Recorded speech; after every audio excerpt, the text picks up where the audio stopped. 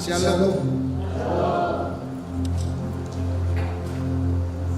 Apa yang paling dibenci oleh Allah dari Yesus bukan karena dia mengusir setan atau menyembuhkan orang sakit. Yesus bukan seorang reformis semata. Dia seorang revolusioner. Dia berubah, dia membawa sesuatu yang radikal. Sesuatu yang tidak pernah masuk dalam pikiran ahli Tuhan, yang notabene mereka tutup. Dan itu firman Allah. Dari Musa. Tapi ada satu paradigma baru, bukan firman yang baru, yang tidak dipahami oleh Allah. Dia memanggil Allah itu Bapa. Apa artinya? Sebuah hubungan. Bukan hubungan biasa, tetapi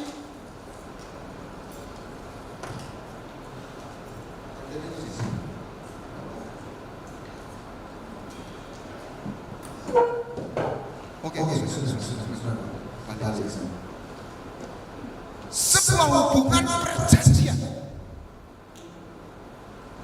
Jadi banyak orang mengira kasih Tuhan itu cuma satu bilang kasih. Dan kasih Tuhan itu objektif. Ya, Tuhan punya kasih yang objektif. Dia menerbitkan matahari buat orang fasik, orang munafik. Itu firman Tuhan. Anda jangan pikir Tuhan hanya menyediakan rezeki buat orang Kristen semata. Dia memberikan rezeki kepada semua orang, termasuk orang ateis. Rusia banyak duitnya juga. Cina juga banyak. Dalam umum mereka bekerja keras. Yang Yesus bawa dan tidak semua orang Kristen mengerti. Sebuah cinta yang bersama. Bukan cintamu. Kalau ada orang ke panti asuhan itu belas kasih.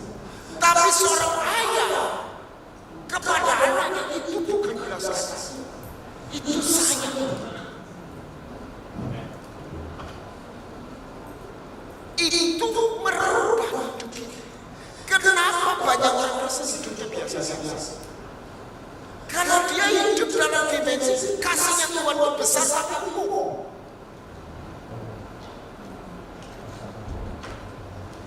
Saya kasih ini ada hubungannya dengan janji. Kalau seorang bapak kaya raya datang ke panti asuhan, dia bawa hadiah. Senang nggak ke panti asuhan? Senang.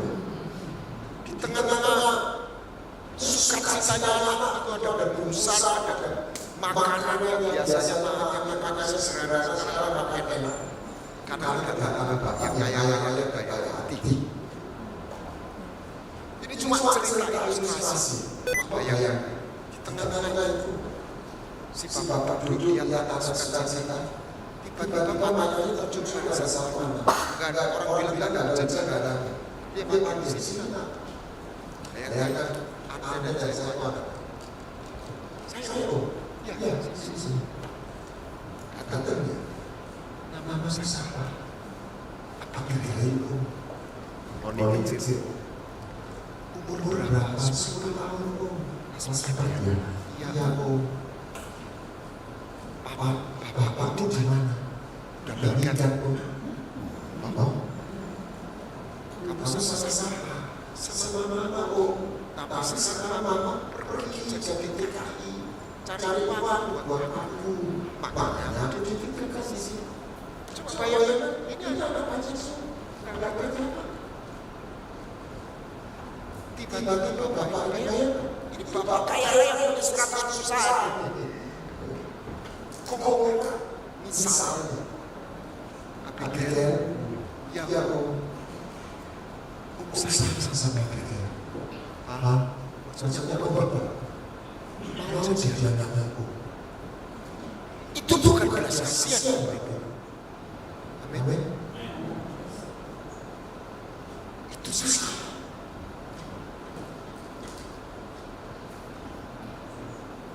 Kira-kira aja sebagai gender gimana? Gak sama tuh tunduk ya. Mau diadopsi, bukan cuma mau diadopsi, sah bisa boleh pakai dia apa? Itu ide. Coba bayangkan. Jadi persoalan kita, persoalan kita itu bagaimana kita percaya. Seperti yang Tuhan katakan. Dan persoalan kita yang punya benih tertolak. Karena itu nananya dosa. Persoalan bangsa Israel itu Tuhan sendiri berkata, katakan pada Firaun, Israel anakku. Tapi persoalan mereka 430 tahun, 400 tahun, mereka hidup dalam realita, mereka dimanipulasi, mereka tidak punya harga diri, martabat tidak punya masalah. Jadi masuk dari generasi itu. Sehingga Alkitab menceritakan mereka gagal percaya.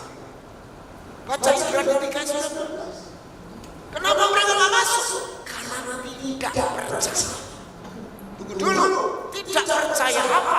Bukan tidak percaya perbuatannya, tapi gagal percaya hatinya. Gagal percaya kesetiaannya.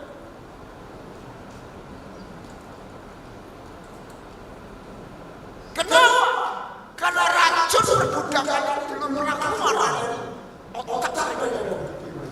Mereka anaknya Bapak, tapi mereka tidak pernah punya anak seseorang. Persoalan ini. Sekarang kita perlu punya hati anak supaya kasih hatinya Bapak itu nyampe. Dan doa Bapak kami adalah sebuah perjalanan hidup yang harus dimulai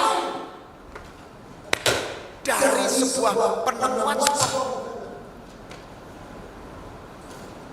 Doa ini diawali dengan apa?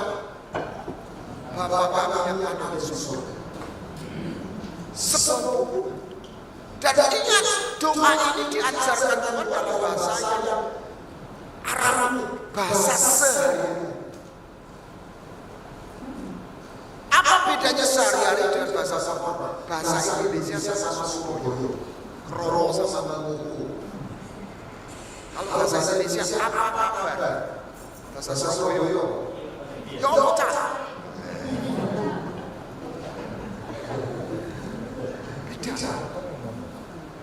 Beda. Ketemu apa kabar? Yo cah. Aku susah berbeda. Bahasa Inggris punya kata ayat bahasa Inggris. Tapi punya sasaran. Jadi maksud karena bahasa Arab apapun itu bukan apa. Kalau kita Israel jaga hijab bapak kamu akan berbangga karena satu-satunya negara kirim mata pelaka. Betul. Ini buat pertama. Kayak sesuatu. Jadi doa bapak kami dalam berbagai bahasa. Sampai pernah ke gereja doa. Ya kan? Kalau Indonesia ada Indonesia Jowo Bapak apapun. Saya cuma batin. Saya batin. Kurang siji. Tahu. Kalau bahasa bapak itu diketahui, enak. Bapak ibu yang ada di sini.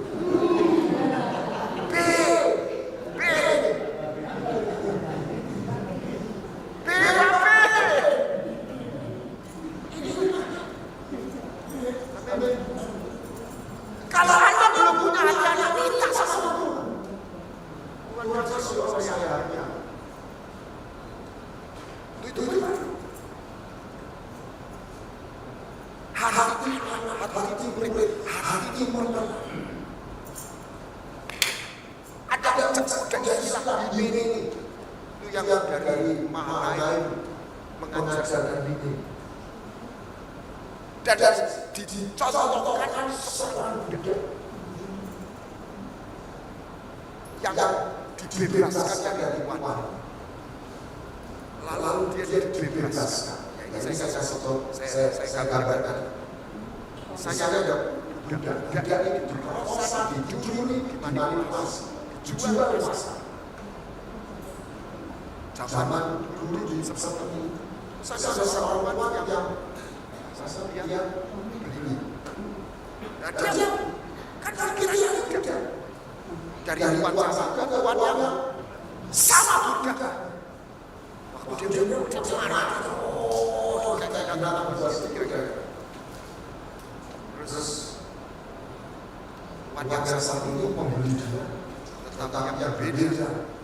Susul lepas rantainya, depan dia surat budak itu. Terus dikatakan budak itu langsung tersungkur. Itu kata gambar kata ini. Saya tambah. Kalau Tuhan Yesus kata di sisi. Lalu si budak ini kan bersesat sama kayak bawa karantina.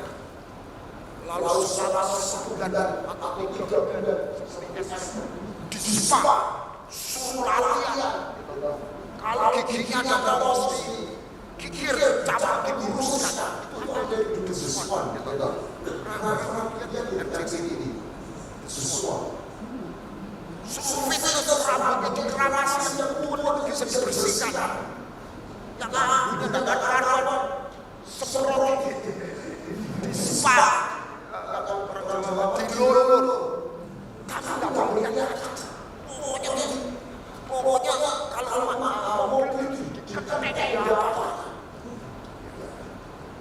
Dan saya lihat beberapa kasus orang ditunjukkan warga gaul, dia nggak boleh lihat kaca. Pertama kali lihat kaca, nangis. Ini aku tuh, kata dia. Nah, kalau cerita ini saya boleh teruskan. Setelah 6 bulan, pokoknya dikenteng di sana, lalu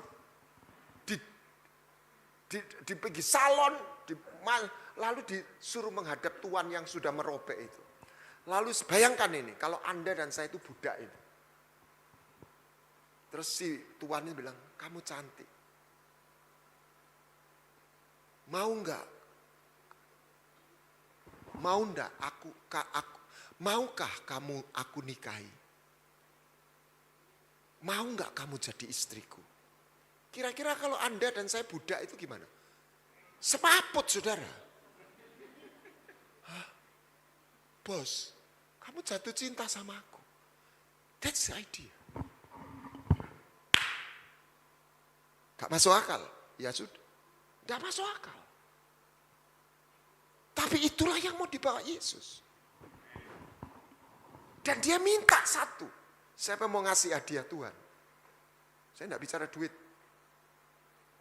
Apa yang dia minta? Percaya. Itu hadiah yang bisa kita berikan. Percaya. Siapa tokoh iman? Abraham. Dia percaya sekalipun tidak ada dasar untuk percaya.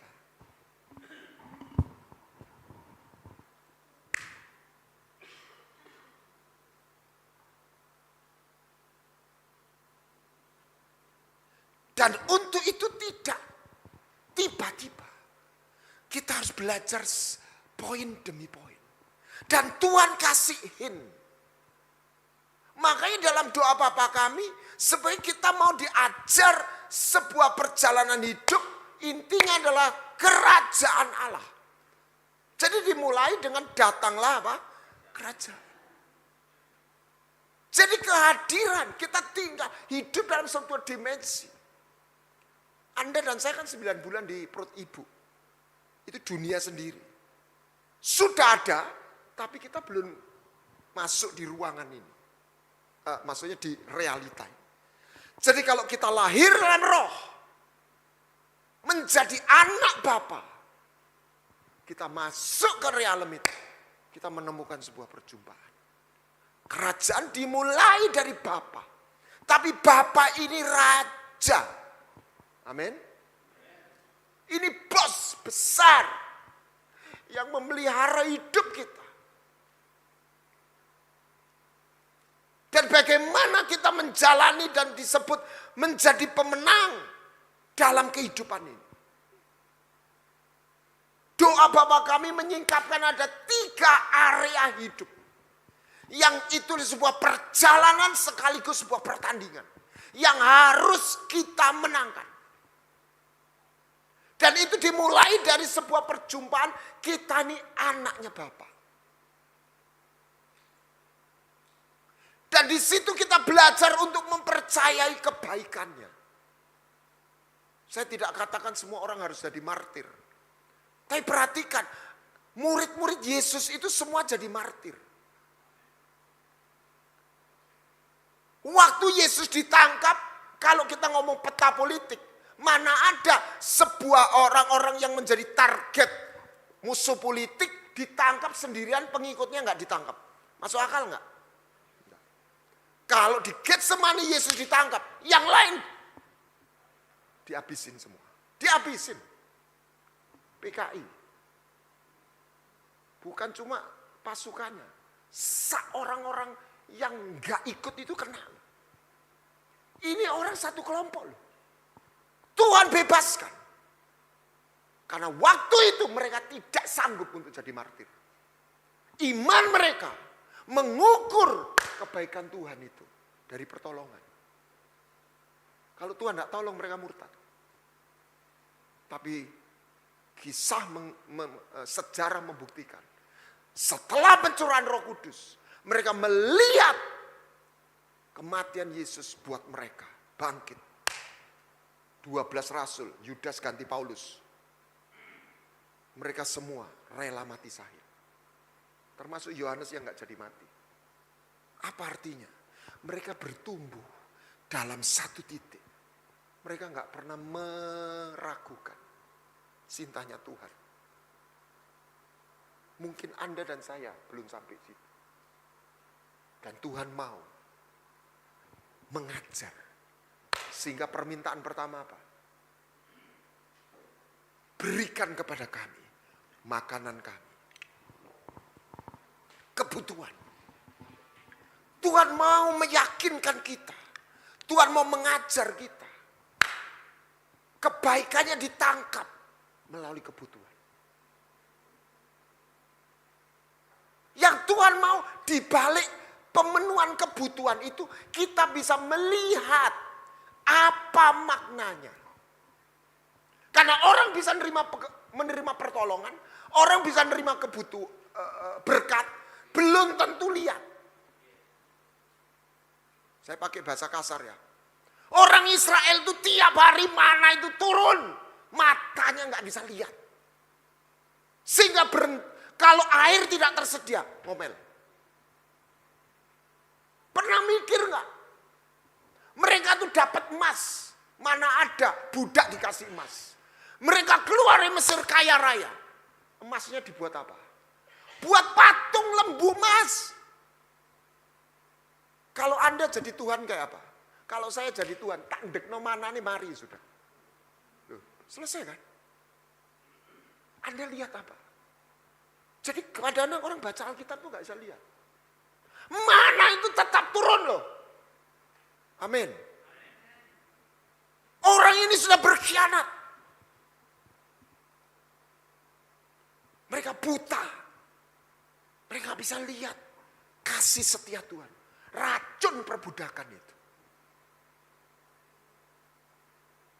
Jadi kita diajar supaya kita mampu melihat di balik semuanya.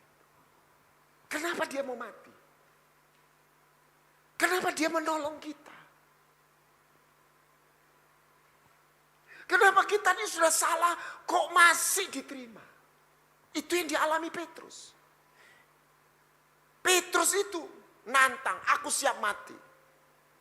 Tiba-tiba, dan dia memang sebenarnya mau setia. Ngikuti Tuhan tuh. Tiba-tiba, kamu pengikutnya enggak siap. Bayangkan kalau zaman sekarang ini, PKI kamu. Loh, itu sudah kayak, wah, gunung runtuh. Dia menyangkal bapak-bapak. Yesus lihat, mata ketemu mata, bayangkan. Izinnya kayak apa, betul? Petrus keluar menangis terseduh-seduh. Kenapa Petrus menangkap ikan? Bukan murtad. Petrus putus asa. Petrus tidak pernah punya iman. Tuhan itu mau menerima dia. Dan itu cengli. Karena di tengah penderitaan Yesus, dia menyangkal. Kalau Anda jadi Yesus, mau terima enggak? Ya enggak lah. Kalau aku lagi berjuang, mau tinggal lah. Aku menang, gak usah melok aku.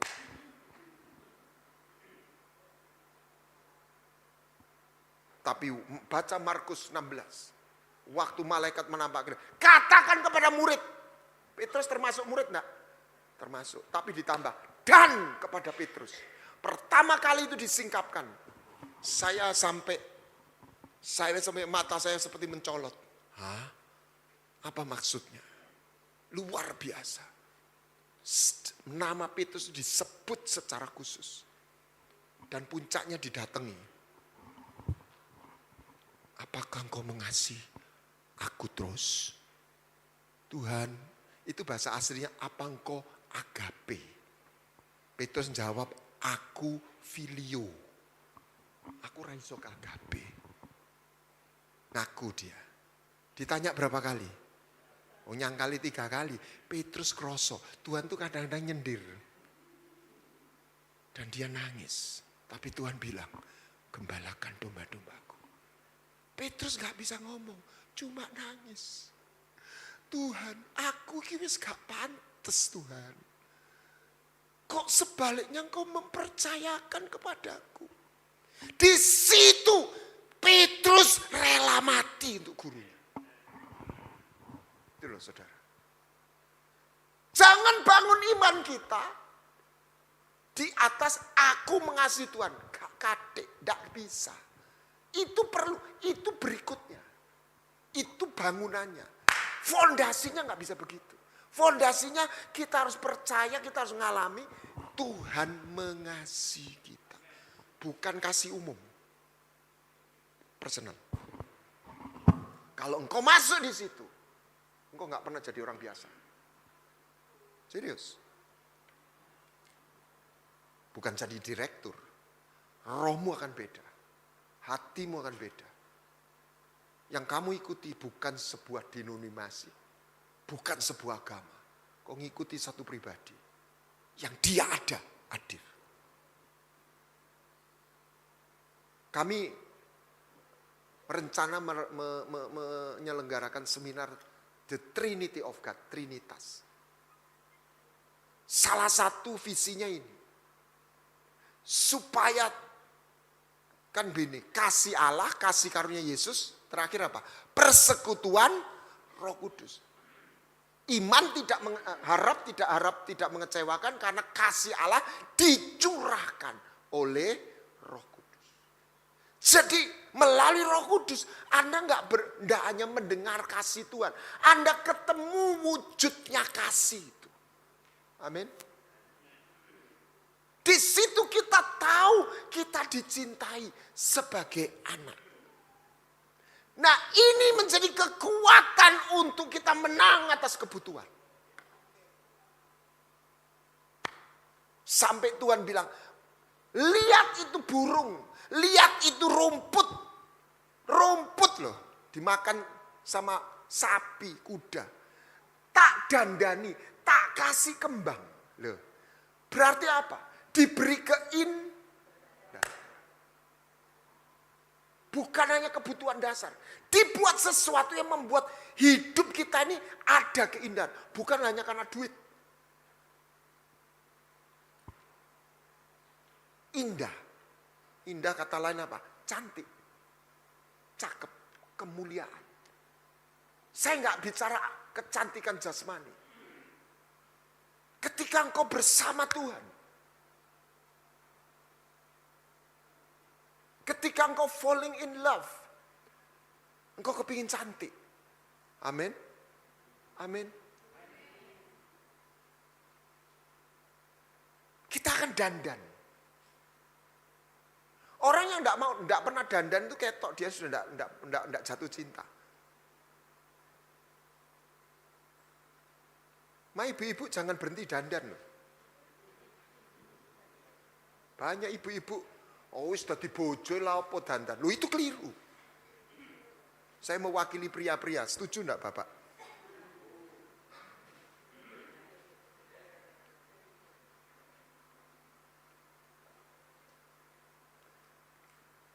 Bapak mana yang anaknya minta roti, dikasih batu. Sampai begitu. Kita ingin diyakinkan. Tuhan itu peduli kepada kebutuhan. Amin. 4. Tuhan tahu. Lagu bagus. Perhatikan bunga bakung di ladang. Tuhan hiasi tanpa bekerja. Masukkan nanti. Apalagi kita orang percaya. Tuhan sediakan, Tuhan cukupkan. Babe, perhatikan burung-burung di udara. Tuhan beri makan tanpa bekerja. Apalagi kita kesayangannya. Tuhan pelihara, Tuhan sediakan. Angkat tangan. Lihat ke atas, angkat tangan. Tuhan tahu. Bapak, Saat kau minta, lihat ke atas, Tuhan pejamkan dengar. matamu, bayangkan. Saat percaya, Tuhan bekerja. Bapak, saat kau menangis, Tuhan tahu. saat berdoa, Tuhan dengar. Saat bersyukur, Tuhan berkati. amin. Mintalah hati seorang anak. Jadi anak, jangan jadi budak. Anak yang menghamba, bukan budak. Kerajaan surga nggak ada budak. Semua kerajaan punya budak. Hanya ada satu kerajaan yang nggak punya budak. Sebab semua umatnya, rakyatnya diadopsi jadi anak. Amin. Ini luar biasa. Yes. Tapi masalahnya tumbuh sama tutup harus ketemu. Hati bapak harus ketemu hati anak. Kenapa anak itu hilang? Karena hati bapak tidak ketemu hati anak. Kenapa anak bungsu minggat? Karena dia tidak percaya akan hatinya bapaknya. Karena secara budaya Yahudi, anak sulung dapat 2 bagian. Dia pikir gua dapat 1/3, gua minta separuh, gua pergi, gua caw. Dia nggak pernah percaya sama bapak. Anak sulung juga nggak kalah gebleknya.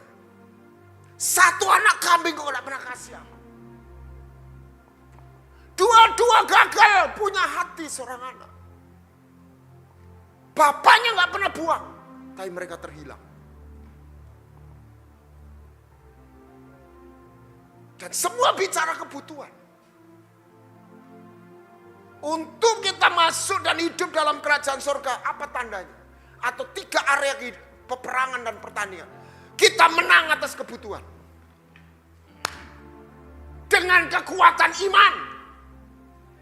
Tolong lagu tanpa bekerja itu jangan diartikan jadi orang malas. Ketika cucu saya lahir, saya lihat anak saya juga. Nggak bisa apa-apa, dipelihara, dicukup, dikasih makan, dipelihara, dibelani. Enggak bayar semua. Tapi seorang anak konglomerat kalau sudah besar, dia harus sekolah, dia harus belajar, dia harus dididik. Seorang pangeran harus dilatih untuk perang. Tapi dia tetap anak. Amin. Kita harus menang sama kebutuhan. Tolong sharingnya Melita disiapkan. Dan untuk itu kita, Paul Cain pernah ngomong the wall of betray. Kita kadang-kadang melewati sebuah perjalanan seolah Tuhan tuh gak peduli, seolah-olah pintu tertutup, seolah-olah kita ditinggal Tuhan.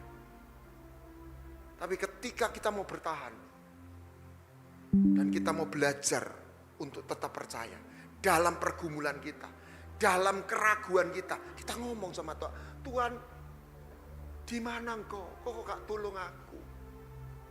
Dan seterusnya. Pernah dengar Melita? Anak muda yang jadi viral. Saya suka karena perjalanan hidupnya itu memberikan sebuah pelajaran. Kenapa? Di tengah COVID, keluarganya bangkrut. Dia gak bisa kuliah. Ini anak muda Jakarta kepingin kuliah. Makanya dia ikut audisi. Ikut audisi, kakak kembarnya lolos, dia gak bisa, gak lulus.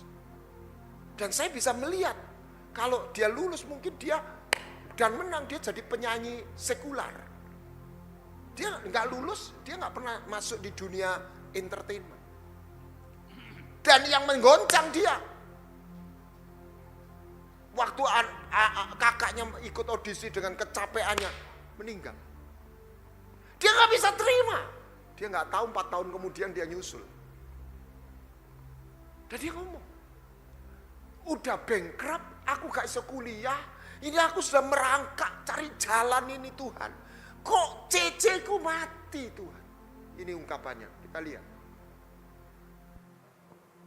Kenapa Tuhan tega banget untuk ambil ya? Kenapa Tuhan tega banget ngelakuin sama saya? Saya gak punya uang loh Tuhan. Saya belum bisa kuliah. Saya masih mencari kemana ini jalannya. Kok susah banget ya untuk mengerti semua ini. Ketika manusia merasa kalau ini pintu dari Tuhan, kalau manusia ngerasa kalau kayak ini bisa jadi pintu keluar dan pintu berkat. Tapi kok tiba-tiba ketutup gitu aja. Tapi kemudian Tuhan panggil kembaran saya.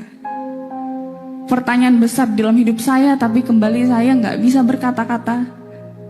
Saya cuma bilang, Tuhan aku capek. Semakin sedikit takaran saya untuk bilang Tuhan baik. Saya mulai bingung, Tuhan baik dari mananya ya? Aku bingung. Aku nggak tahu harus kemana. Dalam 2 minggu setelah itu, kakak rohani saya datang dan bilang, ayo rekaman lagu rohani. Saya nggak banyak ngomong, saya cuma, oh iya. Mungkin masih bingung juga di situ. Kemudian lahirlah lagu Penolong yang Setia.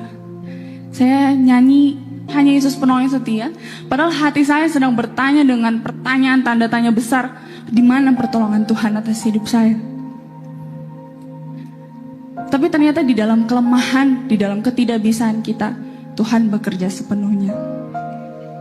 Karena disitulah diri kita betul-betul berserah dan gak punya plan B atas rencana Tuhan. Lagu ini kemudian menjadi satu-satunya sampai hari ini lagu rohani yang pernah trending di Indonesia.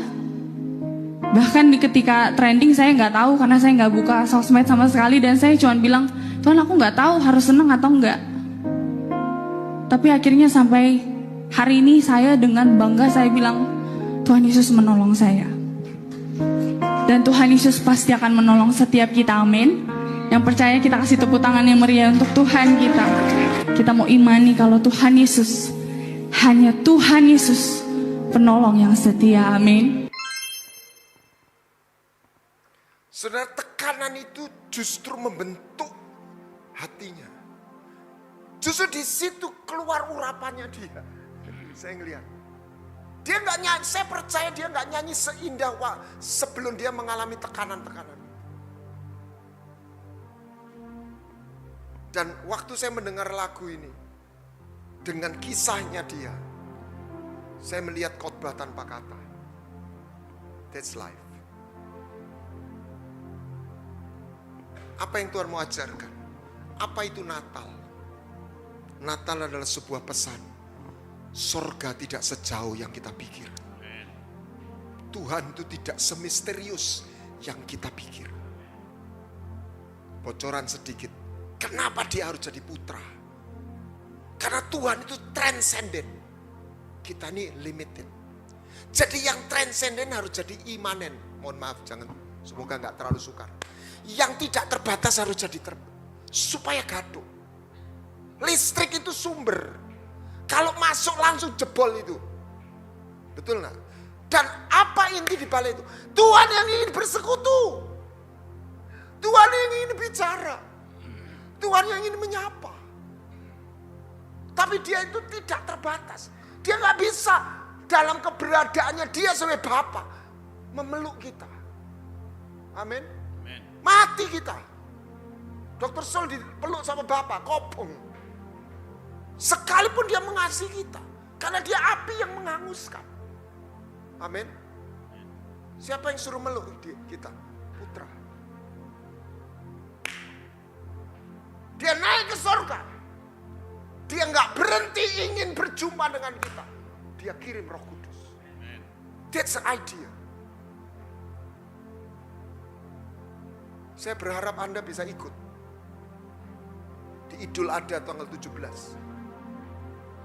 Supaya orang tidak melihat ini doktrin yang harus disakralkan, yang tidak sama dituding-tuding. Tapi ini adalah hati Tuhan.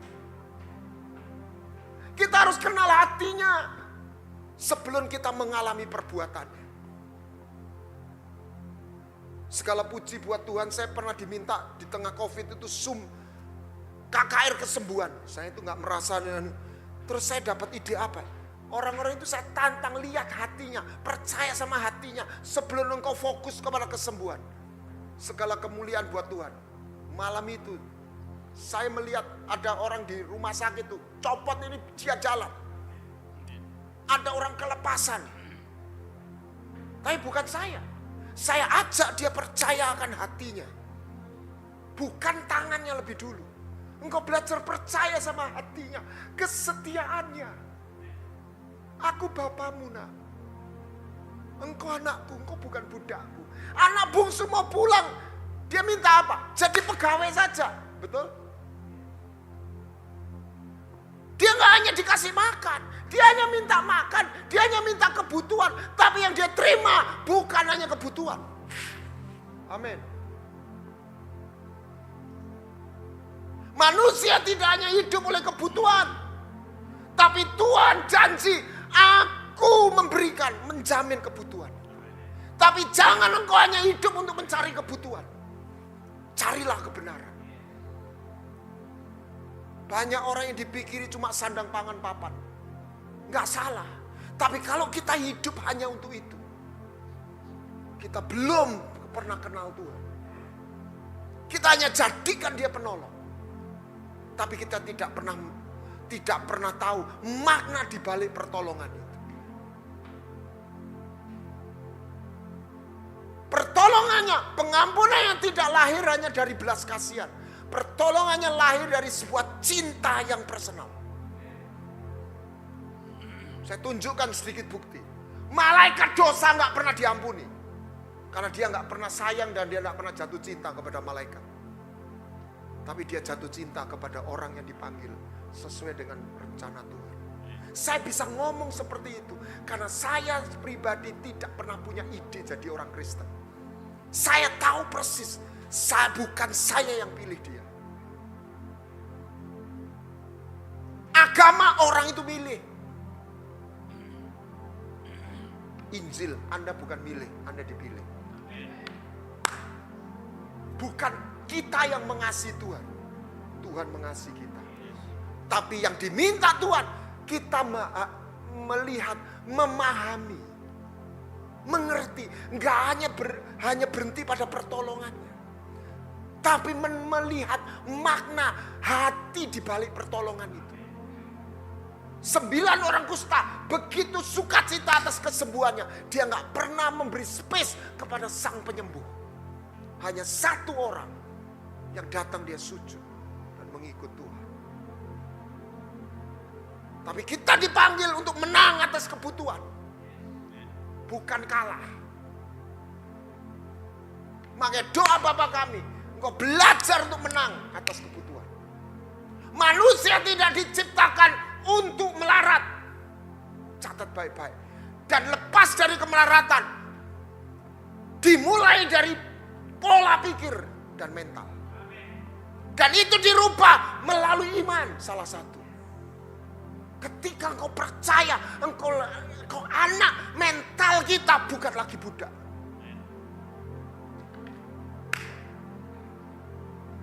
Manusia tidak juga hidup didesain untuk serakah. Sudah kaya, gimana lebih kaya? Cuma pikir lebih kaya. Dan dia nggak pernah membagi kepada sesama. Dia mati di dalam keserakahannya. Orang bisa mati di dalam kekurangan. Yang kedua, bidang yang harus kita menangkan adalah kekecewaan, pengkhianatan, ketidakadilan. Ampunilah kesalahan kami seperti kami mengampuni. Dan setelah doa ini ditutup, Tuhan masih mengulangi 2 kali. Ini bukan Rasul Paulus. Barang siapa mengampuni dosa orang lain, dosanya diampuni. Barang siapa tidak mengampuni dosa orang lain, dosanya nggak diampuni. Saya khawatir sebagian orang Kristen masuk neraka karena dia mati dalam keadaan tidak diampuni dosanya. Bukan karena dia tidak tersedia pengampunannya, karena dia tidak mau mengampuni yang bersalah kepada dia. Maka pengampunan itu tidak sampai, bukan karena Tuhan tidak mengasihi, karena itu konstitusi sorga, itu perkataan firman ya dan amin. Kalau engkau tidak mengampuni orang lain, kita tidak bisa diampuni. Seperti apa Pak? Misalnya Dr. Sul mau kasih saya HP, saya mau terima, tapi di tangan saya ada HP jadul nih, tidak mau saya lepas. Sekalipun dia mau kasih saya mau nerima. Selesai kan? Tuhan mau ngampuni, saya minta ampun. Masih ada satu lagi. Saya mau mengampuni enggak? Saya mau melepas enggak HP jadul ini? Kalau enggak, HP ini enggak pernah masuk sampai tangan saya. Masuk akal kan? Ya sudah. Izinkan Roh Kudus bicara. Jangan pernah mimpi dalam hidup ini kita enggak ada yang nyakiti. Katakan kanan kiri. Ada yang nyakiti enggak? Tanya kanan deh. Pasti dijawab ada.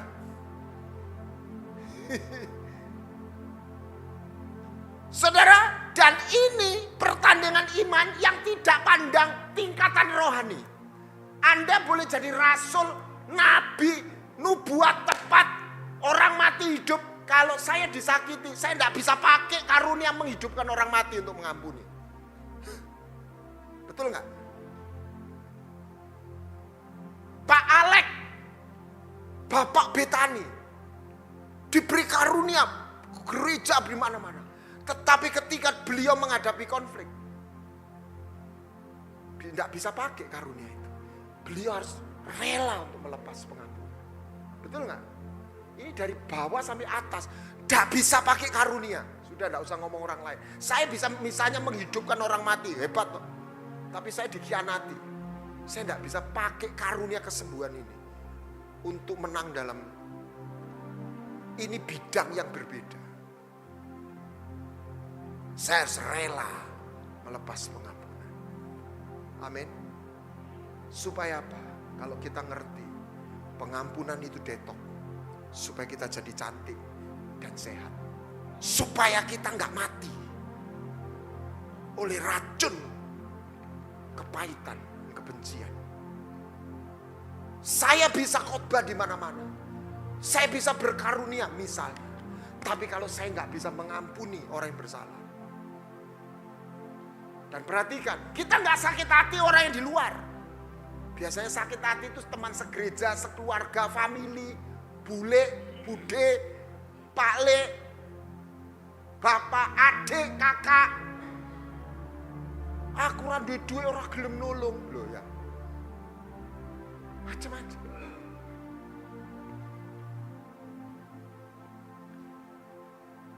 Mari kita lepaskan.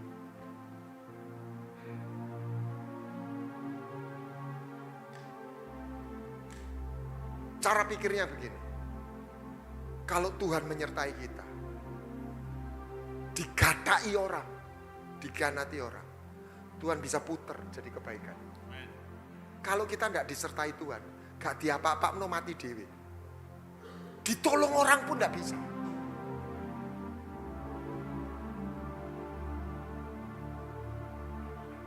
Saya pernah nolong orang, tak buat nobak, rombong. Sudah katanya berapa minggu kok nggak lagi. Ditobrok orang katanya, ditobrok celakaan buyar rusak. Aduh.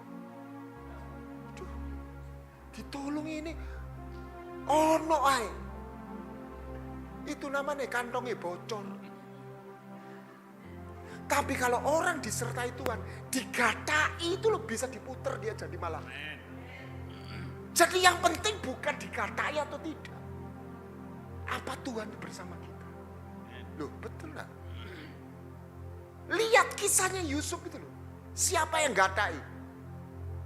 Kukunya sendiri. Sakit gak? Ini masuk sumur. Aku aja dilebokno sumur kok. Tinggal. Sakit gak? Lu kuku lo itu. Lalu dijual. Dijual. Tapi justru lewat itu. Jalan Tuhan itu masuk.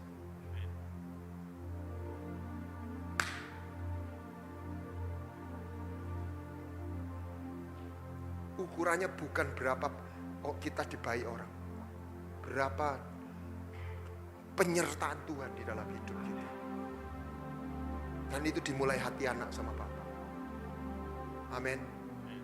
Menang atas kebutuhan, menang atas pengampunan. Sore ini ayo kita bertindak. Karena tidak ada orang tidak pernah disakiti. Ada sesuatu Bu, lepaskan. Dan salah satu yang menyakitkan apa? Siapa yang menyakiti kita? Kalau itu anak kita. Keluarga kita. Tapi bisa terjadi enggak? Sangat, bukan sangat. Banyak contoh. Jangan kecil hati. Apapun keadaannya. Saya balik. Orang bisa ditangisi, dicintai 1000 orang. Mati ditangisi. Tidak ada Tuhan. Buat apa?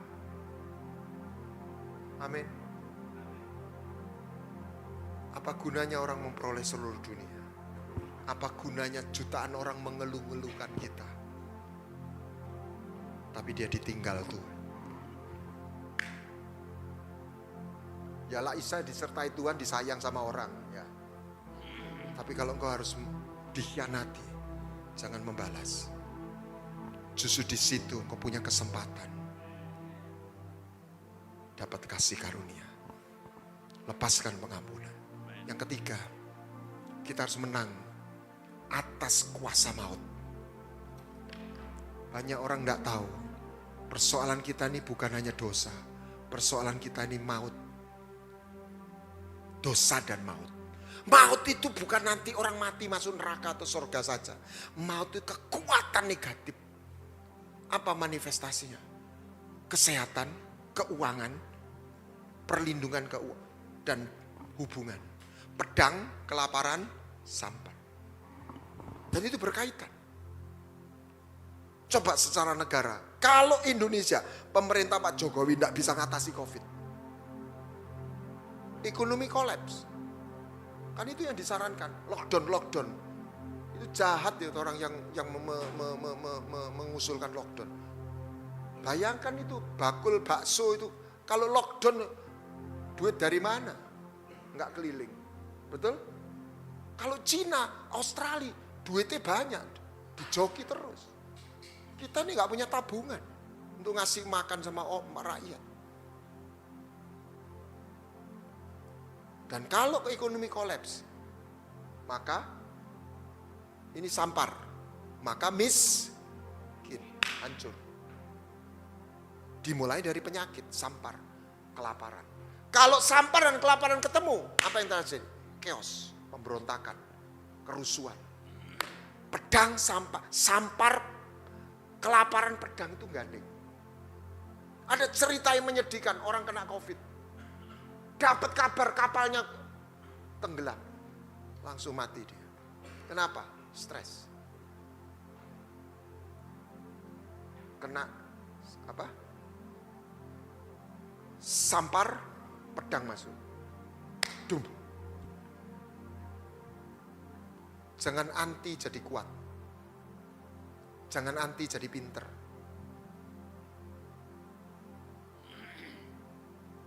Yang Alkitabiah kita teruskan. Permisi dengan segala hormat. Kenapa ada kegeraan Betani zaman itu? Saya khawatir berita Pentakosta salah satu yang harus dikoreksi. Miskin di bumi, kaya di surga. Saya tidak katakan orang harus jadi kaya raya. Tapi manusia tidak pernah didesain untuk kekurangan. Jadi orang miskin. Sampai Tuhan bilang, lihat burung itu tidak kekurangan. Apalagi engkau manusia. Apalagi orang percaya. Tapi ada pelajaran, kalau miskin rohani, kalau sugih itu gak rohani. Sekarang kebalik, lah sugih rohani, kalau gak sugih kurang rohani. Dua-dua salah.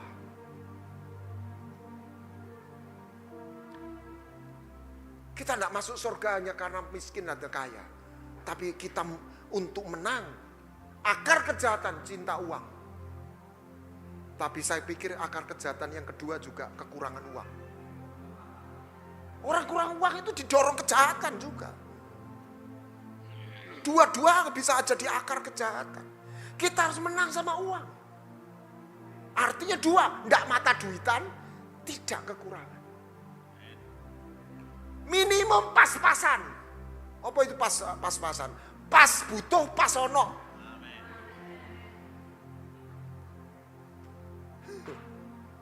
Tidak kekurangan. Amin.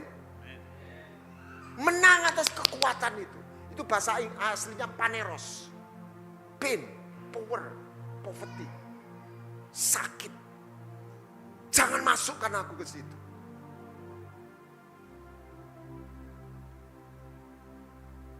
Kita didesain untuk menang, bukan untuk kalah. Makanya kita tidak senang kalah. Jangan kepingin jadi orang kalah. Kita harus kalah sama Tuhan. Jangan kalah sama keadaan. Kalah sama Tuhan itu apa? Menyerah. Amin. Penyerahan kita bukan karena kepaksa, karena lihat dia cinta. Ayo bertindak. Intinya apa? Sebelum segala sesuatu ini. Punya hati anak. Bertindak. Ampuni yang bersalah. Nanti banyak penyakit sembuh. Saya khawatir sebagian penyakit itu karena kepikiran. Karena stres. Dan salah satu sakit hati. Dokter sudah mulai menemukan. Salah satu penyebab kanker. Kebencian dan kepahitan yang bertahun-tahun. Itu tubuh mengeluarkan racun.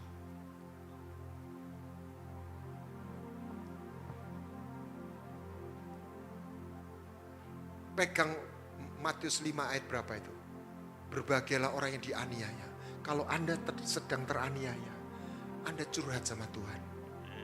Kapan Hana dapat Samuel? Bukan waktu guyang-guyu, waktu nangis dibully sama Penina. Kalau Anda sedang dibully, Anda sedang diperlakukan tidak adil, Anda tidak membalas, tapi sakit toh. Kalau dibully, diperlakukan tidak adil, tidak sakit, berarti Anda itu robot. Sakit itu wajar, itu manusiawi, tapi jangan benci. Lah terus loro gak benci apa? Itu namanya curhat. Aktifkan urapan kefefet. Aktifkan itu hati anak. Babe, aku dijahati be. Siapa? Hana itu loh nak. Lapor sama Tuhan. Lihat ya. Apa yang dilakukan Hana? Di gereja ini. Doanya enggak begini. Bapa kami yang ada di surga. Oh ya kamu baik-baik. Tapi Imam Eli berkata, Bu, lapo bu? Lali ngombe obat ya bu ya? Lah gitu. Jadi doanya Hana itu bukan ngetok pintu, gedor pintu. Tuhan, Tuhan, mungkin saya bayangkan begitu. Gendeng kan niku. Pak Pendeta, aku gak gendeng Pak. Aku selagi curhat. Aku dibully Pak Pendeta. Aku gak duwe anak Pak Pendeta. Zaman itu orang gak punya anak itu terkutuk. Ya kan? Dan aku berkata, Tuhan kasih aku anak Tuhan. Tuhan gak kasih anak biasa. Samuel. Bayangin saudara. Kalau Anda jadi ibu Hana gimana? Itu ibu biasa itu. Itu kira-kira ibunya Pak Jokowi itu. Bu, anakmu jadi presiden loh ya gitu. Jadi nabi luar biasa. Saya sudah cerita toh, adiknya Samuel berapa? Setelah itu Hana punya anak. Ya, KB-nya dilepas spiralnya. Punya anak brojol berapa? 5 itu adiknya Samuel, anaknya 6. Saya mau tanya adiknya Samuel namanya siapa? Kono cerita nih. Hana punya anak biasa yang 5. Yang 5, 2 sampai 6. Tapi satu anak yang lahir dari menangis. Saat menangis. Saat berdoa.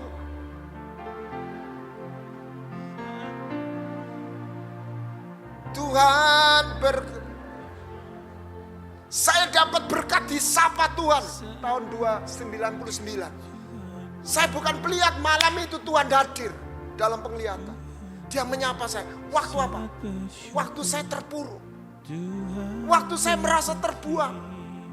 Saya nggak balas dengan kemarahan, kebencian. Saya teriak, saya nangis. Saya masih ingat jam 3 pagi. Saya nggak tidur. Seumur hidup saya nggak pernah didatangi Tuhan. Sebelumnya. Malam itu dia hadir. Dia menyapa saya. Bukan karena saya rohani. Bukan saya sedang puasa 40 hari. Saya lagi teler. Dan Tuhan tahu. Dia nggak nyapa saya sebagai komandan. Dia nyapa saya sebagai Bapa. Saya masih ingat kata demi kata. Nggak usah susah. Aku tahu susahmu. Aku bersamamu. Nggak usah susah ya. Saya tambah nangis digituin. Bukan nangis sedih. Saya merasakan aliran kasihnya. Dia mengulurkan tangan, dia pegang kepala saya. Aku akan memulihkan hidup. Dia peduli kepada saya. Saya tahu malam itu saya nggak dibuang. Keadaan belum berubah. Saya tahu satu hal. Dia tidak buang saya. Dan itu lebih dari cukup. Dan waktu berjalan saya melihat hidup saya dipulihkan. Tidak ada Allah seperti dia. Persoalannya, punyakah kita hati yang cukup untuk menerima cinta itu? Punyakah kita iman cukup untuk mempercayai kasih setia? Inilah kemenangan kita, iman kita. Mari kita bangkit berdiri. Hal pertama yang Tuhan minta bukan kita mengasihi Tuhan. Percaya dia mengasihi kita dan kita menerima cintanya. Haleluya.